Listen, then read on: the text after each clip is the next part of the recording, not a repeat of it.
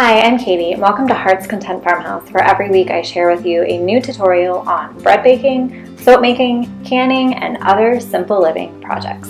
Today what we are going to be making is what we call our Farmhouse white sandwich bread. This is a great recipe for white bread, perfect for complete beginners to bread baking, also great for the more experienced baker because it has great flavor, really soft texture, rises nice and high, and it's just a versatile, wonderful white sandwich bread. So this recipe doesn't require any unusual ingredients. We're just going to be using bread flour, water, sugar, salt, a little bit of butter, and yeast. The yeast that I recommend for this and for any recipe is instant yeast because you can purchase it in bulk. It keeps a really long time in the freezer where you can just measure out what you need for each recipe, and it is just a reliable, great product for bread bakers. What I'll do is link to you the kind that I use. It is really affordable and a great thing to have on hand.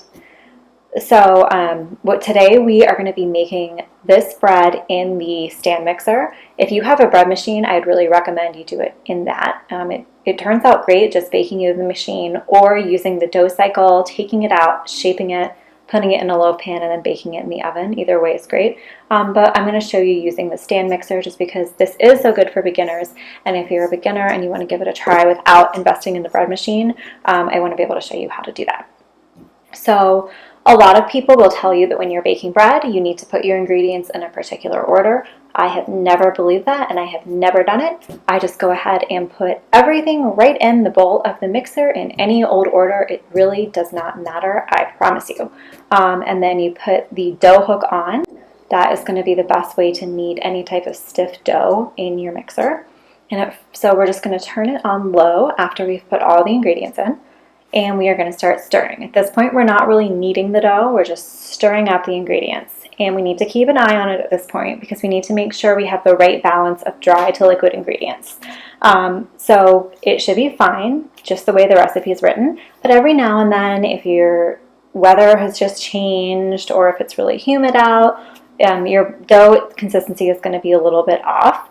So what we're looking for is a ball of dough that comes together, that doesn't have any like crumbly bits, and that also isn't so wet that it's sticking to the sides of the bowl. So we want it to be smooth and soft and all come together, but we also don't want it to be sticky. So just keep an eye on that. It takes about 2 minutes to be able to evaluate where your dough is. And if you need to, add just a little bit more flour and water. Do that slowly and do it until the consistency looks right. And then we're going to go ahead and move on to the kneading stage. So I actually have a video specifically on kneading dough in a mixer, but I'll briefly kind of recap that here. Basically, the point is a mixer like this is not really designed for stiff, heavy doughs, so we just have to be careful. We want to keep it on low or on stir. We want to use the dough hook, and we only want to let it go about 5 minutes at a time and then give the machine just a little bit of a break. So we're going to first do the first 5 minutes of kneading in the machine, and at every 5 minutes you want to stop and check the consistency of your dough and see if the gluten has developed enough for you to move on to the next step. It's very rare that after 5 minutes the dough would be ready. I know a lot of recipes will say knead for 5 to 7 minutes. That is very rarely enough kneading time. So what we're looking for is something called windows in our dough. That means that the gluten has developed and the dough is stretchy and that we're going to have a good loaf. So we really want to check this and not rush this step. So you take a golf ball size of dough, you stretch it out, and you're looking for that translucent window where you hold the light up to it, you can see the light shine through it, and that is when you know that the gluten has developed. So we're going to go ahead and check now. And you can see this dough is not ready. It's tearing instead of stretching. So we know we need to put it back in the machine after we give the mixer a little bit of a rest and let it knead for 5 more minutes. So after 5 minutes, we check again, and it's kind of hard to see, but when you hold this up to the window, you can see translucent areas of light shining through the dough. So the gluten is developed, and we are ready to go ahead and let this dough start to rise. So for the first rise of this dough, all we need is a clean, lightly oiled bowl, our dough, and a damp tea towel to cover it up. So we're going to just have it rise in this same bowl that we kneaded it in. So just give it a really quick wash and then spray it with cooking oil or lightly oil it however you want to do it. shape your dough really gently into a ball. Don't mash it down, just sort of shape it. Put it in the bowl and then cover it with that damp tea towel and put this in a warm place to rise. So you want it about doubled in size before you move on. That is going to take about an hour. If you have a chilly kitchen and you can't think of a warm place to put your dough, you can always briefly turn your oven on until it is slightly warm but not hot, and then put the dough in there. So about an hour later, the dough has doubled or almost doubled in size, and we are going to shape it into its sandwich loaf form. So you can be very technical about this if you want to, or you can just do something that is good enough, which is what I'm going to do here. So we're going to use our loaf pan as our guide. This loaf pan is one of my favorites. It is the Gold Touch brand. I really, really recommend them. It does a great job of browning anything you put in it. And I'll link for you guys the one that I use here because I really do love it. And that is going to help us figure out the size that we are pulling our dough into. We're going to make our dough go from a ball to a rectangle. And the short side of our rectangle needs to be as long as the long side of the bread pan. And then we're going to stretch this rectangle out till it is vertical. And now to shape this into a sort of log, we want to remember the saying, shoulders in, head down. And that means you take the corners of your little guy's shoulders, and then the top is his head, and you sort of tuck that in, and then we just roll this gently into a log. You want to pinch the seams, so there'll be one long seam, and then some short ones on the side. Flip it over so the seam's on the bottom. Spray your loaf pan, and then place this loaf inside.